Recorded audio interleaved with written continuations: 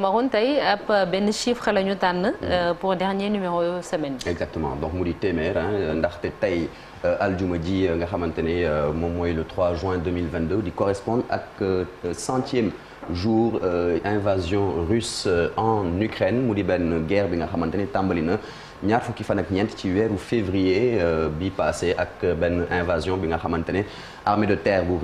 Russie ak de mer et de l'air ñoom ñoo daal di occuper tout le territoire ukrainien donc mu di benn conflit bi nga xamante ne ñu ci bëri dañ jàpp ne moom mooy le conflit l'une des plus importantes attaques bi jot a am ci Europe depuis la seconde guerre mondiale donc Russie moom li mu bëgg rek mooy bokk na ci li mu bëgg ci objectif géostratégique am mooy fexe rek ba bañ rapprochement diggante Ukraine ak organisation du traité de l'Atlantique Nord bi di OTAN donc mu di 100 jours de conflit militaire bi nga xamante ne bés bu nekk nag ñuy relater ay lot de morts ay drames ak ay dégâts matériels tout en ayant de rudes conséquences itam sur l'économie mondiale soxna Nata. Absolument 100e jour boobule bokk na li ko marqué muy président Macky Sall mi gis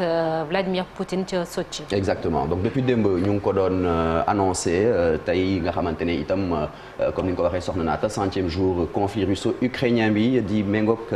visite ki nga xamante ni moom mooy jiitu réew bi Macky Sall nekkaale président de l'Union africaine donc ñu koy nar a dalal foofu ca Sotchi par son homologue Vladimir Poutine ki ko nar a gunge nag di Moussa Faki Mahamat nekk président commission Union africaine objectif bokk na ci objectifu visite boobu mooy apporter la voix de l'Afrique dans la recherche de la paix loolu waral nag ñuy poser wu ay questions est-ce que l'Union africaine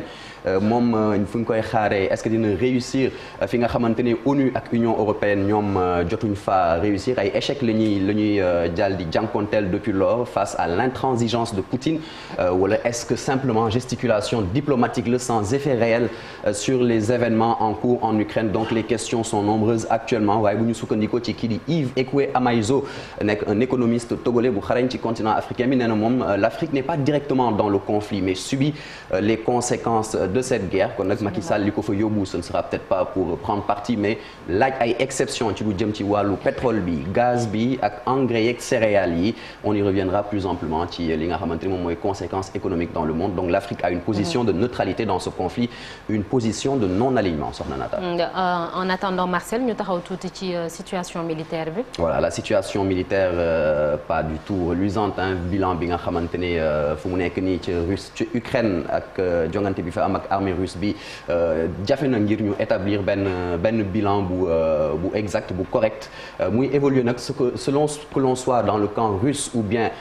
ukrainien jeudi nag bu ñu sukkandikoo ci président bi di Volodymyr Zelensky moom nee na force russe yi ñoom actuellement ñu ngi contrôler lu toll ci environ 20% du territoire ukrainien soit près de 125 000 kilomètres carrés donc en plus de la Crimée bi mu daal di annexé depuis 2014 armée russe bi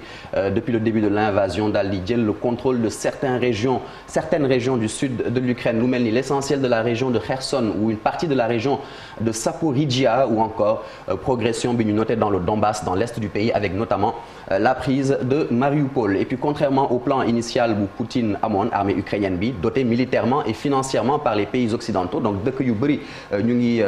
dimbali ki nga xamante ni moom mooy Ukraine ci wàllu armement donc ba léegi ñu ngi opposé ñoom waa Ukraine benn résistance inattendue quand même aux forces russes dañu foogoon ne dañuy ñëw rek jeexal guerre bi une bonne fois pour toutes mais la résistance elle est toujours là Jens Stoltenberg nekk secrétaire général de l'OTAN daal di déclarer jeudi ca Washington nee na nous devons être préparés sur le long terme parce que li ñu gis fu mu nekk nii ci wàllu guerre bi c'est devenu désormais une guerre d'usure noonu la ko tuddee soxna Nata. Et malheureusement am na soldats yu bëri yu ci ñàkk seen bakkan. exactement soldats yu bëri boobu tamit amuñu ay li nga xamante ne moom mooy ay chiffres yu exact waaye dañuy jàpp li nga xamante ne moom mooy les déclarations des uns et des autres d'abord le président Zelensky toujours le président ukrainien moom nee na entre 60 et 100 soldats ukrainiens bés bu nekk ñu ngi dee foofu ca Ukraine et quelques 500 militaires ukrainiens blessés bés bu nekk tamit en avril rek déjà on annonçait entre 2500 et 3000 soldats ukrainiens yu jot a ñàkk seen bakkan ci boobu les guerres et quelques 10 000 d'entre eux yi jot a blessés bu ñu sukkandikoo ba léegi ci waa Ukraine plus de 30 000 soldats russes la ñu wax la ñoom ñoo ñàkk seen bakkan depuis le début du conflit bu ñu sukkandikoo itam ci ay sources occidentales ñoom neneen 12 000 pertes de soldats russes la tandis qu'une source militaire française bi confiée wu à l'agence française de presse moom da koy estimé à 15 000 à titre d'exemple donc sur 100 jours bu ñu xoolee perte yi yëpp dafay avoisiner li nga xamante ni moom la armée soviétique bi ci Afghanistan pertoon en 9 ans donc si on fait la comparaison bu ñu sukkandikoo ci ministre britannique de la défense. Et après les soldats il y a les victimes collatérales muy les civils. Naturellement hélas les victimes civiles au 100e jour moom tamit ba léegi amul benn bilan global des victimes